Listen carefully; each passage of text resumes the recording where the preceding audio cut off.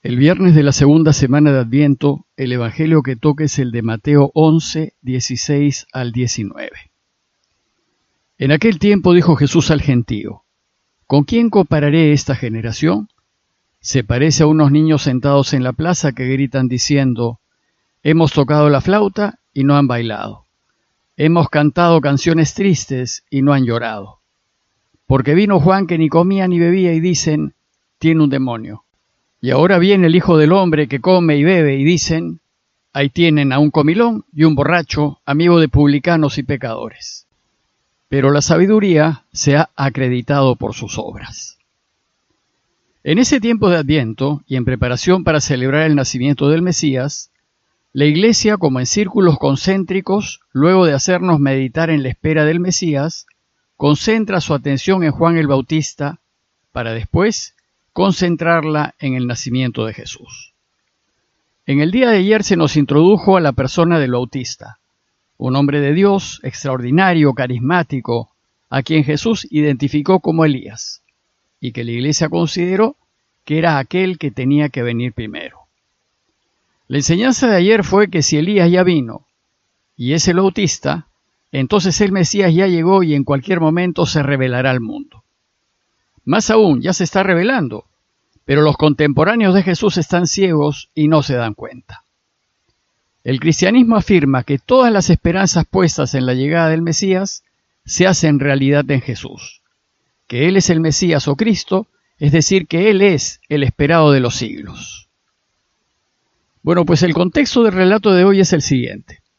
Jesús está solo, pues sus discípulos han partido a anunciar la buena noticia del reinado de Dios a los pueblitos de Galilea, y entonces los discípulos del Bautista se le acercaron para preguntarle si él era el Mesías. A lo que Jesús respondió diciéndoles que vean los signos del Mesías. Los ciegos ven, los sordos oyen, los mudos hablan, los cojos andan, los muertos resucitan, y los pobres se alegran de esta buena noticia. Inmediatamente después, Jesús hizo un elogio público del Bautista, que en esos momentos ya estaba encarcelado, y luego viene el texto que estamos comentando. En el relato de hoy, Jesús se encuentra delante de una muchedumbre, criticando a las autoridades religiosas del pueblo, porque nada los satisface, y con todo están disconformes. Dice el texto que Jesús dijo: ¿con quién compararé a esta generación? Por esta generación Jesús se refiere a ese círculo de autoridades judías que lo han venido acosando por enseñar lo que consideran el límite de la ley y por juntarse y comer con los pecadores. Esa generación describe a aquellos escribas y fariseos que actúan como niños engreídos y caprichosos. Porque lo que está sucediendo con el Bautista y con Jesús escapa de su control y mucho les molesta, pues ni el Bautista ni Jesús se someten a su autoridad y no los pueden controlar. Y a manera de reacción cuestionan y critican al Señor. Entonces, para graficar esa postura de intransigencia y disconformidad que tienen las autoridades judías, Jesús los compara a esos niños tercos que quieren que todos jueguen su juego y que se molestan cuando alguno no lo hace. Y es claro que ni Jesús ni el Bautista están jugando el juego de las autoridades. Las autoridades judías están actuando como el perro del hortelano, que ni come ni deja comer. Por eso dice Jesús que ellos se parecen a unos niños sentados en la plaza que gritan, criticando a esos otros niños que no juegan ni dejan jugar, diciéndoles: hemos tocado la flauta y no han bailado. Hemos cantado canciones tristes y no han llorado. Parece que esta imagen la toma Jesús de los niños de las aldeas y pueblitos de Galilea que solían juntarse en la plaza del pueblo a jugar. Algunos querían jugar solo su propio juego y no querían unirse a los demás, y no aceptan ninguna otra propuesta de juego distinta a la que ellos tienen en mente. Para graficar esa postura de intransigencia, Jesús les dice: hemos tocado la flauta y música alegre para que bailen y se diviertan, pero no lo han hecho. Y después dice: y les hemos cantado canciones tristes, lamentaciones para que lloren y se entristezcan, pero tampoco lo han hecho. Es decir, nada los conforma, ni se alegran ni se entristecen. ¿Qué es lo que quieren? A la luz de esta imagen que Jesús presenta a la gente, les dice que así actúan las autoridades judías con él y con el Bautista. Dice el texto: porque vino Juan que ni comía ni bebía y dicen, tiene un demonio. Y en efecto, ayer comentamos que Juan era un hombre del desierto, un hombre solitario, austero, asceta, que solo se alimentaba de miel silvestre y saltamontes, es decir, de lo que encontraba en torno al río Jordán. Y cuando Juan empezó a anunciar un cambio en los corazones, el arrepentimiento, la conversión y la vuelta a Dios antes del juicio por venir, lo rechazaron y no aceptaron lo que decía. Es decir, las autoridades judías no estuvieron de acuerdo con su mensaje y lo criticaron acusándolo de que tiene un demonio dentro, que está loco y que no lo sigan. Y ahora Jesús les dice que lo mismo están haciendo con él. Dice el texto que ahora vino el Hijo del Hombre que come y bebe y dicen, ahí tienen a un comelón y un borracho, amigo de publicanos y pecadores. Jesús compara a las autoridades judías con esos niños engreídos que nada los satisface y no aceptan ni lo que enseña el Bautista ni lo que enseña el Señor, ni el estilo del Bautista ni el estilo de Jesús. Sin embargo, lo importante de este texto es que nos dice algo acerca del modo de ser de Jesús. Si bien Juan y Jesús estuvieron llenos del Espíritu Santo, en sus maneras de ser fueron completamente distintos. A diferencia del Bautista, Jesús no fue un hombre asceta ni solitario. Fue más bien amiguero, cariñoso, afectivo, un hombre sumamente sociable.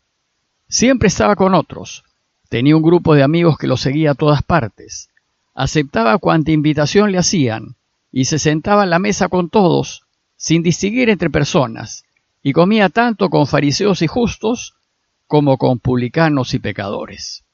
Y buscaba que todos se sientan bien. Probablemente en una fiesta Jesús hubiese bailado con aquella con la que nadie quería bailar, para incluirla, para que sea parte de la fiesta, para que disfrute y se sienta bien. Y a Jesús le gustaba compartir la buena mesa, y sin duda el buen vino. Un ejemplo de esto fue el excelente y abundante vino que regaló a los recién casados en las bodas de Caná. Es decir, Jesús comía y bebía como lo hacía cualquier hombre normal. Y lo imagino alegre, simpático, extrovertido, agradable, entretenido, de una personalidad encantadora. Me lo imagino cantando, bailando, contando chistes, es decir, debió dar mucho gusto estar con él y disfrutar de su compañía. La diferencia de él con nosotros, pero es una diferencia abismal, es que amó a su Padre sobre todas las cosas, incluso sobre su vida, y lo eligió siempre y sin condiciones. Y esto es lo que él quisiera que todos hagamos.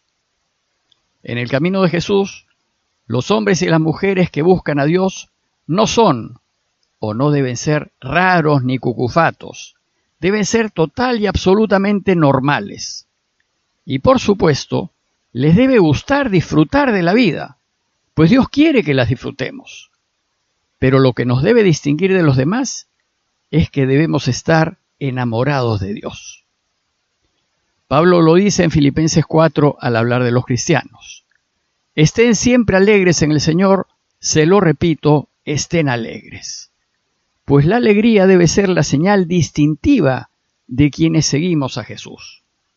Por tanto, aquellos que creen que siguen a Jesús separándose del mundo y manteniendo un estilo de vida de ayunos y penitencias y de limitaciones y de austeridades y de rarezas, sin gozar de la libertad de los hijos de Dios, en realidad parecen ser más seguidores de Juan el Bautista que de Jesús.